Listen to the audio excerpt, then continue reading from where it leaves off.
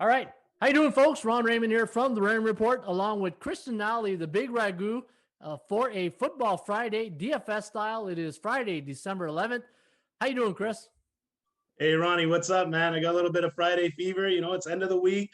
Time to wind down, get ready for some the weekend and some football on Sunday. Yeah, 36 hours of football. I'm ready. I'll sign up for that any day, right? That's what I always say on Friday when the 1 o'clock kickoffs. Well, only 9 hours to go. Yeah, exactly, man. Especially through all this COVID stuff. Most of the days in the week don't have that feeling anymore, but Friday still stays consistent. And we all know the weekend's coming, and that means some great football. Yeah, absolutely. Daily fantasy football, for me, as I said many times, I'm a sports handicapper. I look at things from a sports betting point of view, but I do dabble into the DFS as a rec player, but I know you're more serious than that. Last week we gave out our selections. We gave out a high, medium, and low risk plays. My low risk play was Ryan Tannenhill, and he did okay. He 31.56 points. Not a bad day at the office, but unfortunately they lost as a team. But my medium pick was Frank Gore. Didn't do too well. And Demir Bird, man, he did. Everybody else was partying with the Patriots except for him. But, 1 out of 3 ain't that bad. Wasn't a great DFS day last Sunday, to be honest. But how did you do last Sunday? Well, as far as my risk picks go, I did well with my low risk pick with Kiki Cutie there. And he ended up with about 25.1 fantasy points. He had something like 8 catches, 141 yards on 9 targets. So he did very well. My medium pick was David Moore. Unfortunately, he only saw 2 targets for about maybe like a total of 10 yards or 6 yards, something like that. And then my chooch pick of the week is Alshon Jeffrey. Unfortunately, I was talking up a storm about him last week, and he got 1 target for 0. So yeah, no kidding. You're talking as if you were at his wedding or something. No. Oh, hey man, you kind of invest in these guys where you think you see the potential of what could happen, and when he went from getting half the snap counts the week before to like a fifth of it. Everything just shrunk within a week. So I don't know what happened there. No, it's so true. It's funny you say that. I was thinking that this morning. Like once a Tuesday to me is like a Monday in football, right? You wipe the slate of last week, and then you start looking at all the matchups, and you break down these matchups and these games one by one. By the end of the week, you're like, oh, I'm tired of looking at the Giants in Arizona. Like, I just can't wait till that week 15 now. It's just, you get so invested in all these teams and matchups and players and news. You feel like you're just part of their family. You know more about them than probably half their family because you've been looking into their history and how they're doing. And it becomes a long week of handicapping those teams. Looking at some of the stats for this week, I'm looking at a couple of games, and we're going to go through 3 games like we do every week. Then we'll give our low, medium, and high risk plays. Tennessee, Jacksonville is the game we're going to talk about. We're going to go Minnesota at Tampa Bay, and then Indy, Las Vegas. Before we do, I'm just going to bring out some of the matchups that I think people would want to write down and really focus on this. What I did is I went and I looked at all the offense and defensive units, and I want to see where the matchups would be great, right? So, for instance, Arizona against the New York Giants. The Giants rank 11th in rushing, and they're up against Arizona. We're ranked 22nd in rush defense. So when you get a situation like that, then you got to say, okay, when I'm going to look for running backs, maybe that's somewhere I'm going to start off with, right? Arizona and Gallman, he's come on the scene there the last 3-4 weeks, and he's probably going to make my one of my selections this week. And then, from a passing point of view, I think Tampa Bay been off 13 days rest, going to play against Minnesota and the 26th ranked pass defense in the league. When you look at that week 1 against Green Bay and Rodgers had a field day against him, how do you think a guy like Tom Brady is going to do when he's going to face Minnesota at home on 13 days rest with a guy like Antonio Brown in his lineup? Well, I mean, here's the thing, right? That offense has kind of been under the microscope with Tampa Bay lately, right? That they're not, they haven't produced well. 13 days is a long time to reset the vehicle. So yeah, I mean, pick your poison. You got Antonio Brown, Mike Evans, Godwin. You got Gronk. Rojo, Fournette, like those, yeah, it looks like a dream matchup for sure. Tampa Bay at home to Minnesota, especially against Minnesota's defense. Yeah, and the guy Rojo, the running back there, Leonard Fournette. One thing I know Brady won't do to him is pass, because I remember that one game. I think it was the Monday night or the Sunday. One game, I think it was New Orleans. He must have dropped like 3-4 passes in that game. But no, you're right. There's a lot of weapons here. Even a guy like Scotty Miller might be worth. He might make one of our high risk plays of the week, because I think Tampa Bay is going to have a field day against that 26th ranked pass defense. Kansas City taking on the Miami Dolphins. Now, the Dolphins, what they do well is on defense is takeaways. Their rush defense is ranked 21st. Sorry, reset here. Kansas City ranked number 1 on passing, and they're going up against the 15th ranked pass defense in Miami. So that's not a matchup I really like. If I were to look at that game, I look at Kansas City's running game against the 21st ranked rush defense in Miami. I don't know if I'm going to touch any Kansas City players this weekend. You know what? At first you think Miami, they've had a great defense all year. Okay. Very successful. I mean, they're pushing for a playoff spot. But the one thing I noticed is that this defense runs a lot of man coverage. Now, do you want to be man up against the Tyreek Hill, Mecole Hardman? Like, these guys are burners, man. Like they'll make you look foolish. So I'm gonna go against that, Ron. And I kind of like these Kansas City receivers this week. Really, eh? Interesting. Like I said, to me, I look at this Miami. They're not here. They're not. The record is what, 8-4 or something like that. Let me see Miami's record on the season. I think it's 8-4 or 7-5, something like that. Just real quickly, I'm going to bring up the record. Miami 8-4 on the season. They didn't get 8-4 by their offense. They got 8-4 by playing good special teams and good defense and their takeaways. You look at their plus minus ratio to turnovers and takeaways on offense. They've given up the ball 14 times, but on defense, they've taken away 21. They're like a +7 in the turnover ratio war. So Miami, I said this with Ross Benjamin on our show too, is that Miami is just one of those teams. They're opportunistic. They always capitalize on other teams' mistakes, and I think that's exactly why they're 8-4 on the season. And I think you're going to see this weekend, Kansas City is going to expose them. And I think they're not playing the Jets and those softer teams that they've been playing. I think to be honest, I think Kansas City is going to torch them, but I don't know if they're going to torch them through the air, because one thing Miami does have is not a bad pass secondary, ranked 15th. But I think Kansas City gets a lot of work done on the ground. Yeah, I mean, we'll see what happens, right? Sunday could bring out a totally different script. But Ron, as far as Miami goes, fantasy wise, they've been in the double digits the last couple of weeks. I think they've had 14 points both weeks in the last 2 weeks. So their defense is definitely producing, especially on a fantasy level as well. You're talking about the defense producing points, right? Yes, correct. Yeah, see, that's exactly what I'm saying. Is they benefit off turnovers, and for DFS players, they make some points from that aspect. All right, let's talk about the game. We're gonna the first game on deck here: Tennessee against Jacksonville. Now we got Derrick Henry. He's probably couldn't wait for this game. He's gonna face the 30th ranked rush defense in the league. Man, Tennessee last weekend. I think they got caught with their shorts down a bit there. They didn't really expect that from Cleveland. It was a crazy final score. Was it 40? Let me bring up the score. The final score. I think it was 41-34, I believe. Yeah, 41-34. It was just a high scoring game. Like when you get two offenses that can run the ball like that, like you always say, right? You run the ball to set up the pass. But man, and Baker Mayfield had a great day through the air last weekend. But looking at this weekend, for sure, like Derrick Henry has to be on almost every ticket. Oh, 100%. I mean, yeah, I would say yes, because I mean, even at $8,700, your other options, I mean, the other higher options before was McCaffrey, but it looks like he's out again this week. and Dalvin Cook at 9,500, I believe. So, they have, Dalvin Cook's got a pretty tough matchup in Tampa Bay.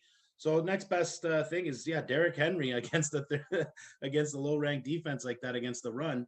I would spend the 8,700 on him. It's definitely, I would pay up for Derrick Henry. My only question is though, is Brown. Is Brown going to be playing this weekend? The receiver. He did have a questionable. Tag on him, but right now, as of now, he doesn't carry an injury designation. So it looks like he's playing. Okay, because looking at his stats last week, he had 7 targets, 4 receptions, 87 yards, no touchdowns. He's been, the one thing I didn't think he had was that a lot of speed, and man, that there was one touchdown. I think it was against Baltimore. Took 3 guys with him in the end zone. It was just a really nice cast, good yak yards right after that. But I really think that Derrick Henry for me is definitely going to be somebody I'm going to put on my ticket this weekend. And for Jacksonville, I look at Jacksonville. They're ranked 20th on pass offense, 21st on rushing offense, and their defense is just horrible. 29th on pass, 30th on the run. Looking at their last game, but the one thing I'll say though, very competitive since that Green Bay game on November 15th. They went to Pittsburgh, they got handled 27-3, and then Cleveland 27-25, and then 27-24 last weekend. An interception by Glennon at the end there to set up that field goal. Jacksonville's been very competitive the last couple of weeks, but they had Cook to deal with last week. They did a good job in Minnesota.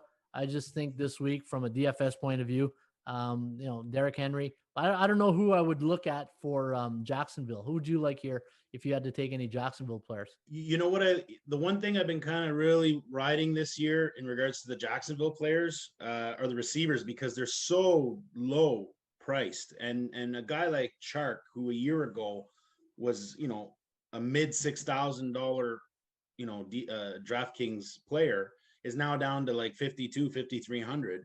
And then you get the other guys like a Keelan Cole, who's 37, and then you keep even going lower. And now, actually, the big surprise the last few weeks is Colin Johnson, and he's still only, at 3,600, and he's been getting the high teens as far as fantasy points go the last couple of weeks.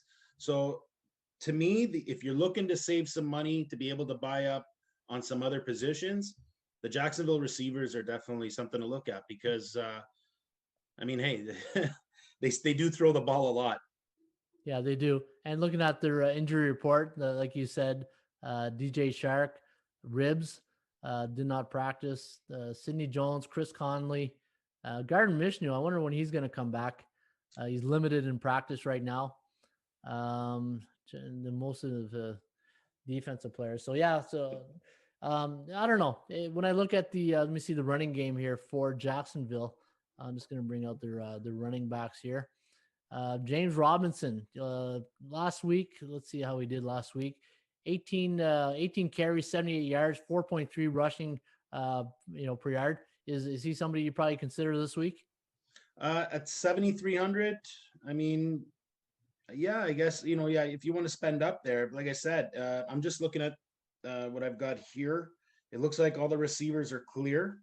As far as Gardner Minshew goes, he's healthy. They say the thumb is fine, but they're going to ride Glennon out probably the rest of the year. Yeah. And another thing too, Tennessee, they're known for their offense. Their defense is nothing to write home about, ranked 28 on pass defense.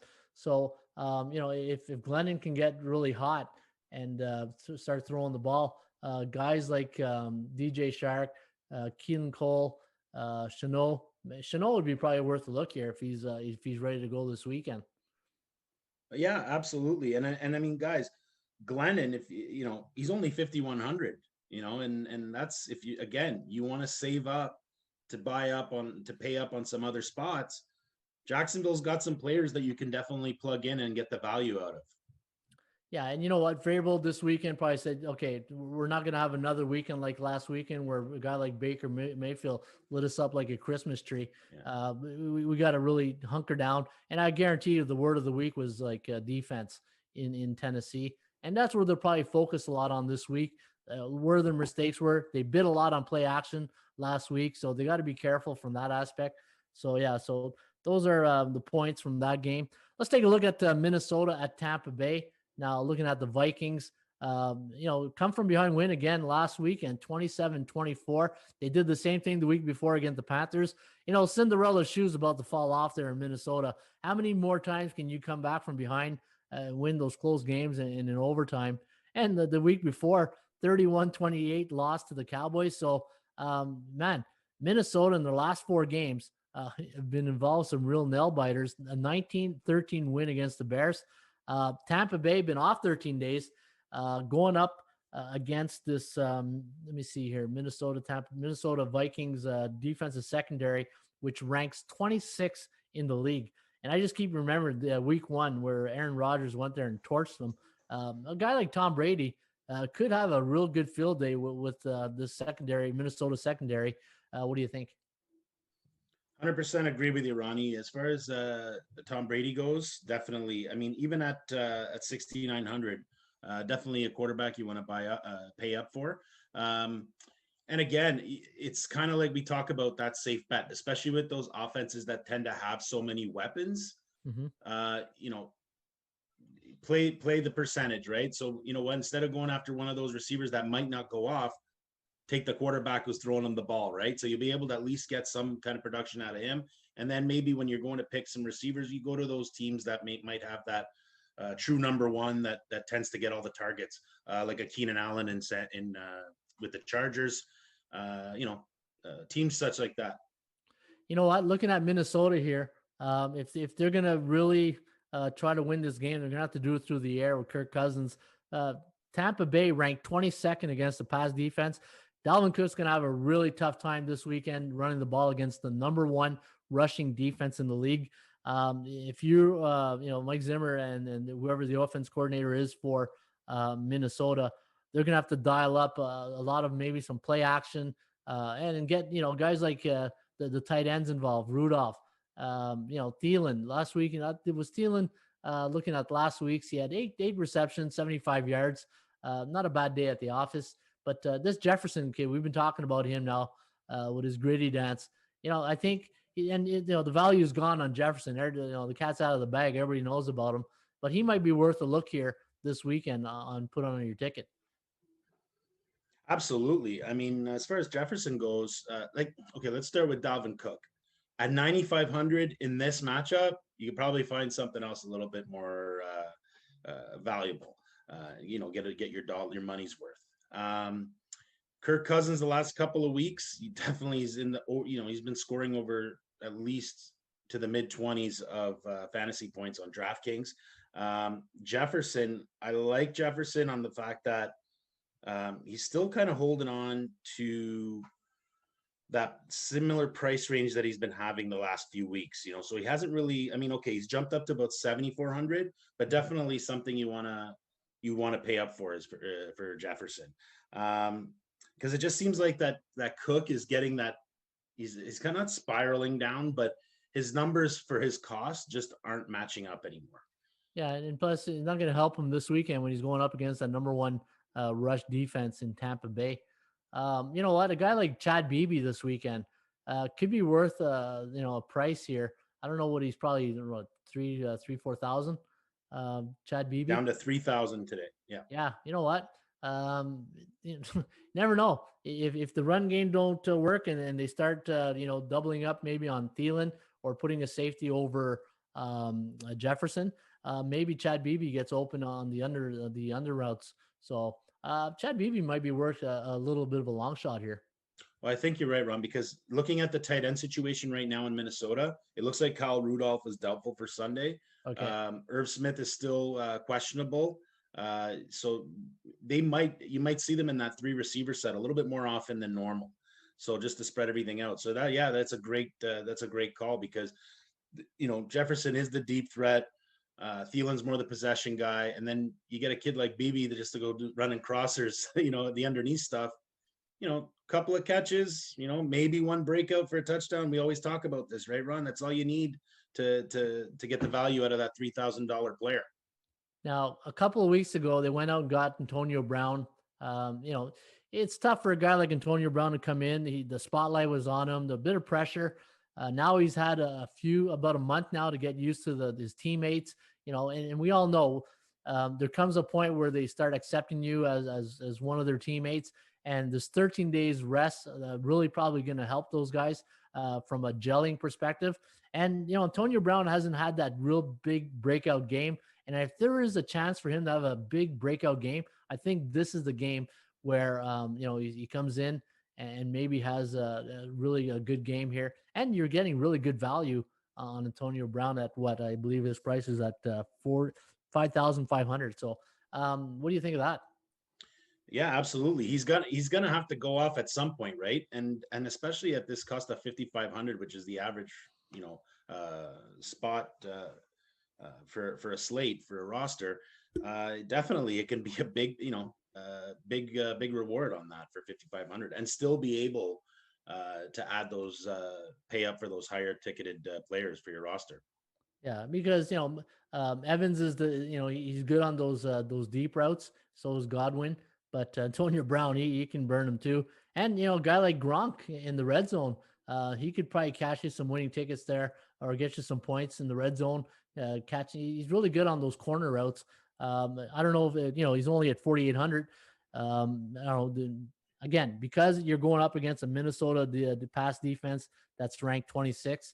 I think you load up on a few of the Buccaneer players here. And again, a guy like Scott Miller. I look at Scott Miller. What's his price? About 3,000. Man, here's a guy.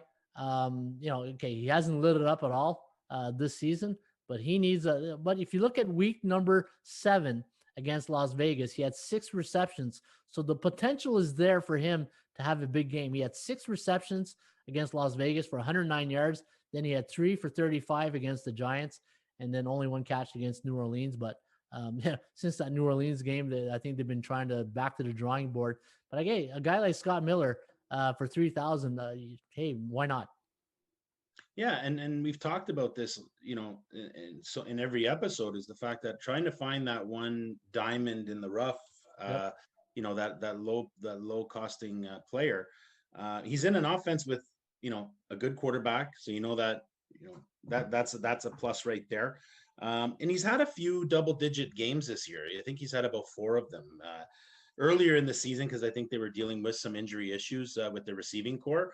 But like you said, the last couple of weeks has been very slow. There's a lot of mouths to feed in Tampa Bay. But again, at $3,000, Ron, all it takes is that one touchdown, 20, 30-yard play, maybe a couple of catches, and you've earned your money's worth there. No, absolutely. All right, let's talk about the game that we're both butting heads on, Indianapolis against the Las Vegas Raiders. Every time I think of Las Vegas, I think of the CFL. Was it the Las Vegas Posse they used to be called? Or that's right, yeah, the Anthony Cavillo rookie years, yeah. Oh, Christmas bells. Oh, you remember the anthem singer thing? He thought Old Canada was Old Christmas Tree. What was that all about? All right. Oh man, I'm not even gonna go there. Yeah. Old Christmas tree, old Christmas tree.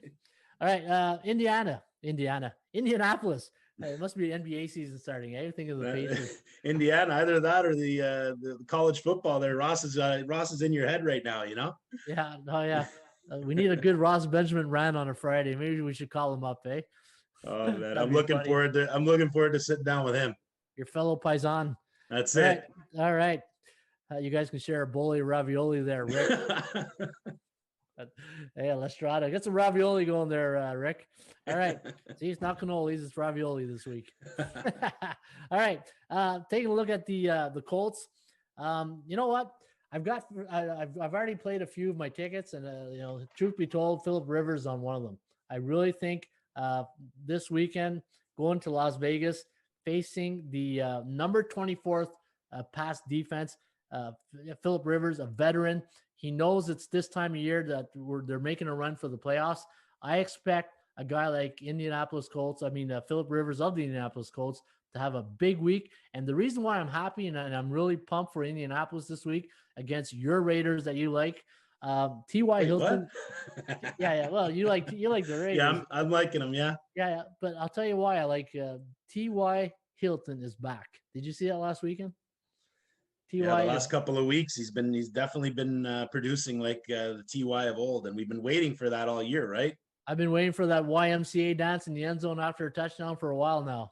Hey, he scores that touchdown, he always goes TY. Yeah, TY. It looks like those people dance there, right? Yeah. So you know what? I really like I like the Colts this weekend from a sports betting point of view, but from a DFS point of view. I really like Rivers at 5,900. Great value on Rivers. T.Y. Hilton at 51 and Hines at 5,200 and Yemi Hines at 5,200. He's great out of the backfield. He had a great game. I want to say it was against was it a few weeks ago when here, let me look it up. He had a pretty good game here. Where's Indianapolis here? All right. I think it was it you? No, not Houston, Tennessee, Green Bay, Detroit. That's it. The game against Detroit. He had a big game that weekend. He can provide a spark out of the backfield, mostly as a third down back. Let me bring up some of his stats. What do you think of that pick here for Yemi Hines against Detroit?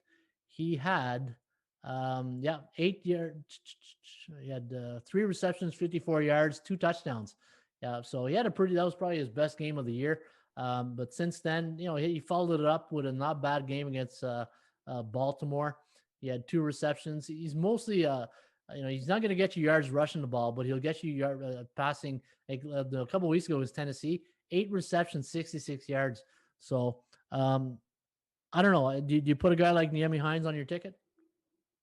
Absolutely, because if it turns out with the potential what this game has, because I believe the total's at 51.5.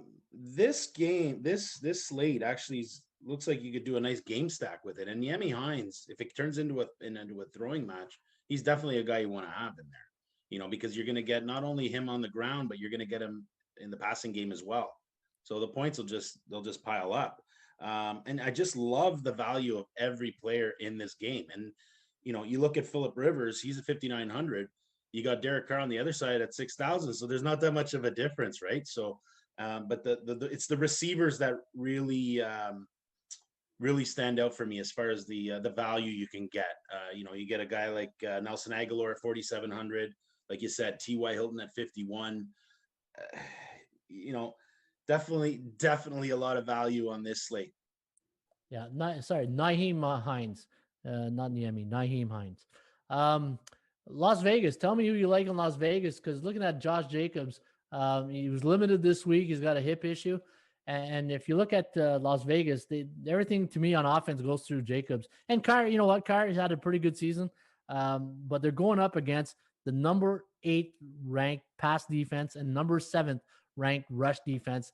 I think they're in for a long weekend, a long day at the office this weekend against a Colts team who really want to, get to the playoffs. And now they're jockeying for, I'm just going to take a quick look at their standings to see where exactly they stand now in the standings in the AFC division. And right now they're the wild card number 3. So Miami's ahead of them at 8-4, Cleveland 9-3. So this is and the Raiders right behind there, 7-5.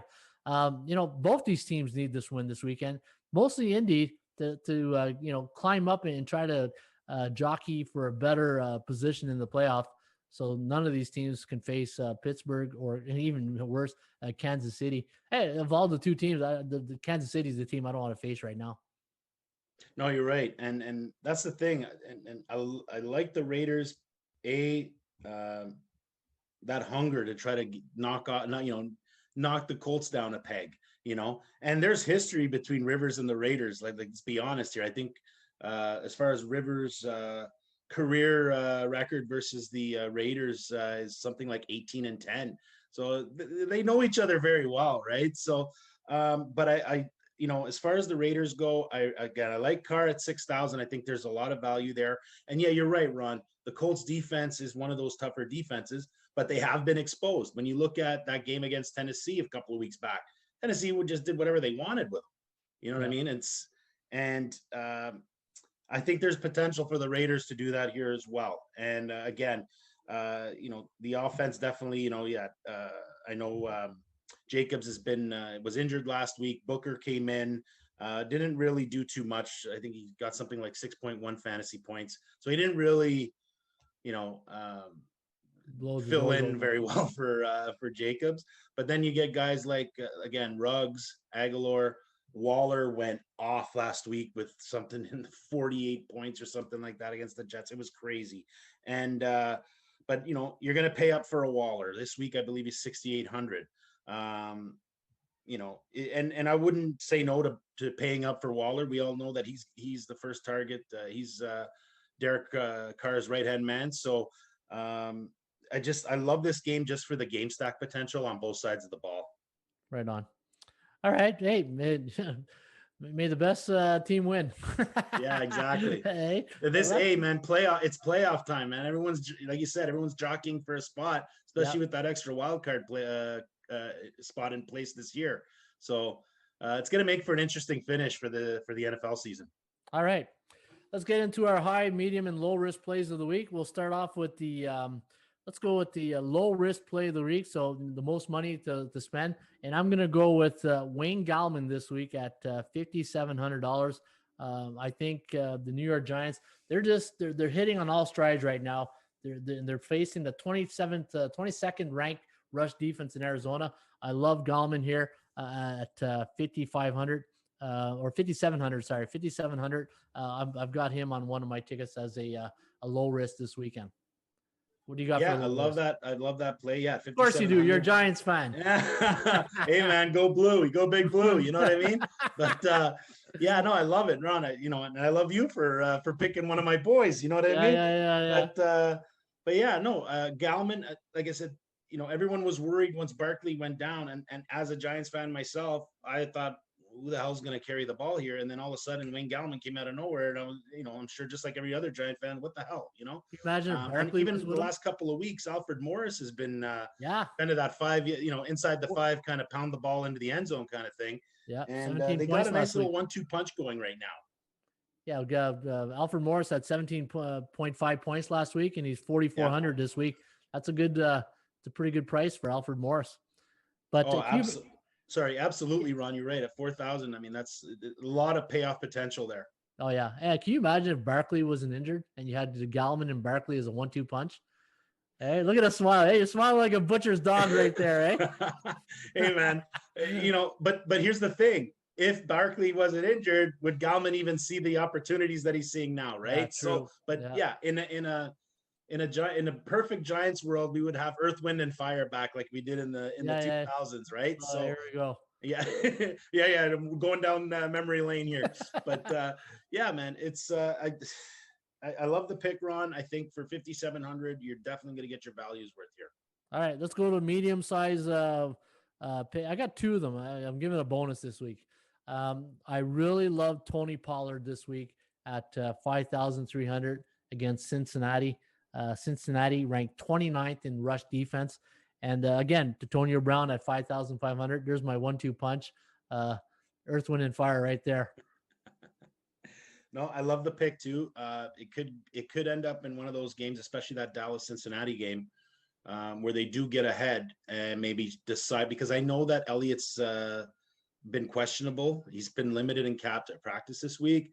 It looks like he's going to play. I don't want to, not 100%, but Pollard, I think, is it's a great choice, Ron. Did you as far as AB goes, again, at 5,500, we know the potential in that player there, and he can go out, maybe Tom Brady in his head Sunday decides to throw every pass towards AB. You never know. Yeah. Did you have a low pick? My low risk pick, Ron, I've been following him the last couple of weeks, and he's actually been getting a lot of targets. Is Noah Fant for the Denver Broncos, and him and Locke seem to have a good chemistry going the last couple of weeks. Nothing of extravagant. I'm not looking at a 20-point guy, a 30-point guy, but the potential's there. But he is getting about, last week he got 7 targets, made 4 catches, 57 yards. And the week before that was 2, 5, 7. So like there's a little bit of something mounting there.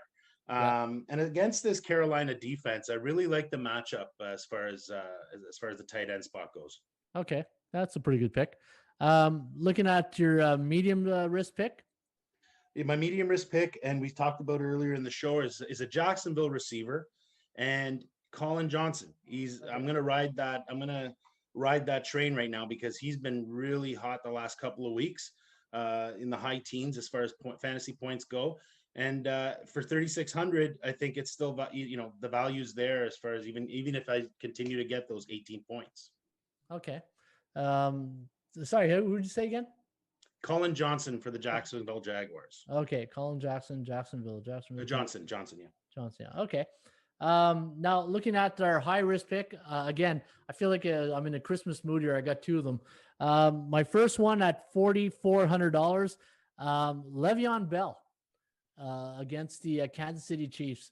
I think going into this game against the Miami Dolphins, who are ranked 21st in rush defense, Hilaire's only had 100-yard or more game in this season.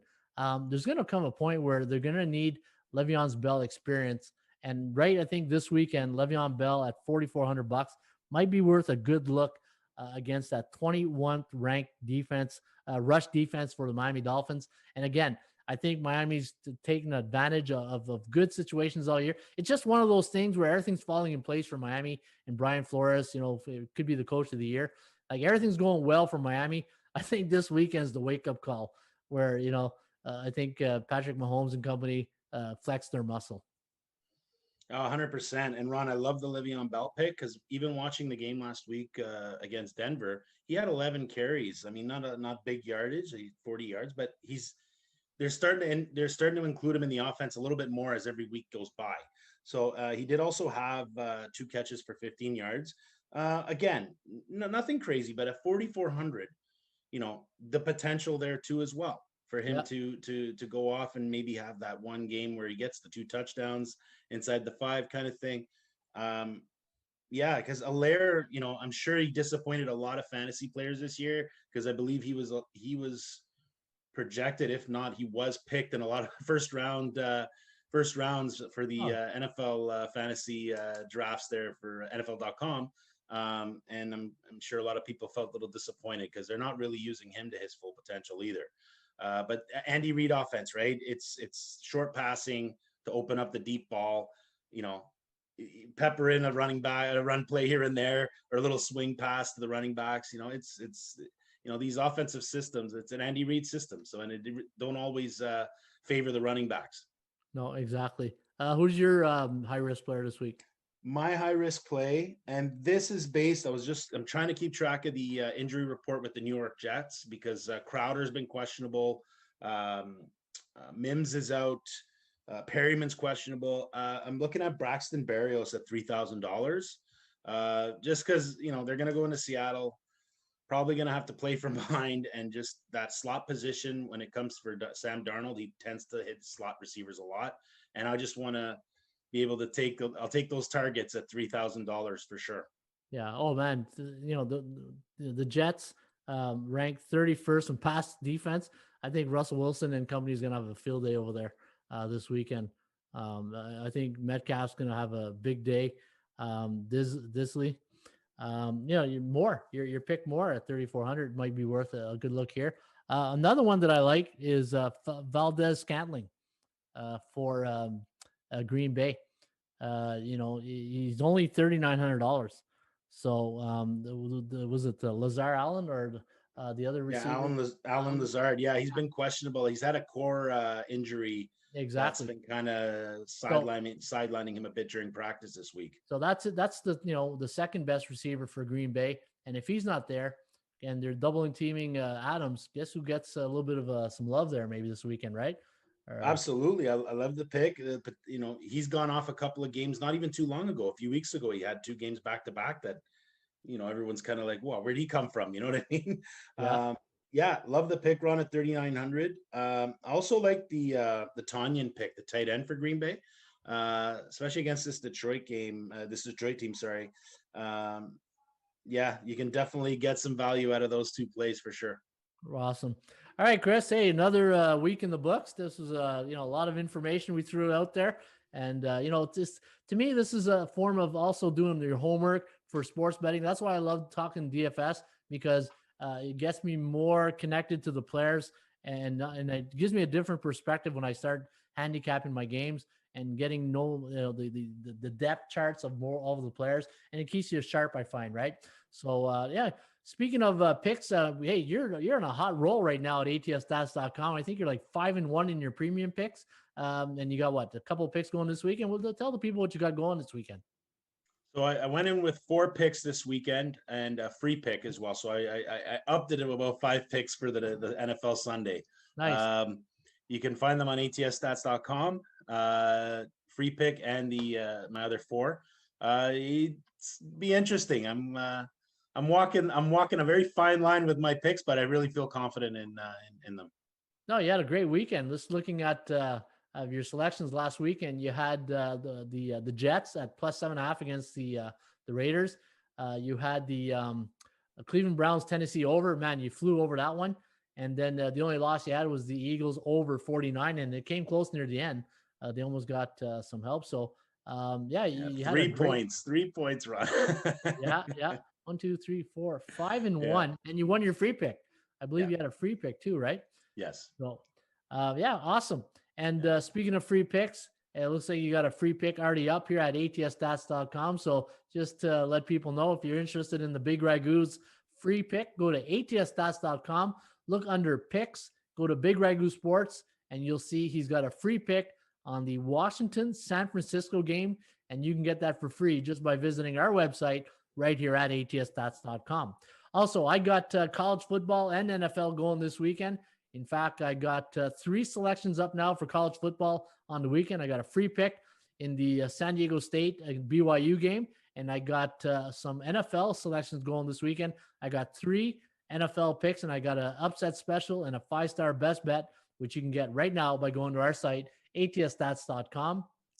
That is ATSStats.com. And while you're there, check out everything we have to offer, also the free Raymond Report. All you got to do is go to NFL, college football, go to free Raymond Report, and you can get our tip sheet all for free just by visiting our website. All right, Chris, have yourself a great weekend. Stay out of the cannolis there this weekend. Hey, man, you know what? Hey, no. Hey, when something's good, you never forget it, right? So exactly. The thing is like, I just wanted to say, Ron, with working with such great handicappers like yourself, Ross and Chip, it's been nothing but a great time here being part of this ATS Stats team. And I'm looking forward to so many more episodes. Awesome, buddy. Yeah, no, we're having a lot of fun. Ross and Chip bring a lot of experience along with yourself. We're having a fun time doing this, and we're building the team here at ATSStats.com, and this is the fun process part. Well, you can't go wrong. You can't go wrong with 3 Italians on your team, Ron. Yeah, like I told Ross, we're like Sopranos North up here. For the Big Ragu, I'm Ron Raymond. This was the Raymond Report DFS edition for a Friday, December 11th. Folks, have yourself a good time. Shop for value. Play those percentages. We'll see you back shortly with another Raymond Report.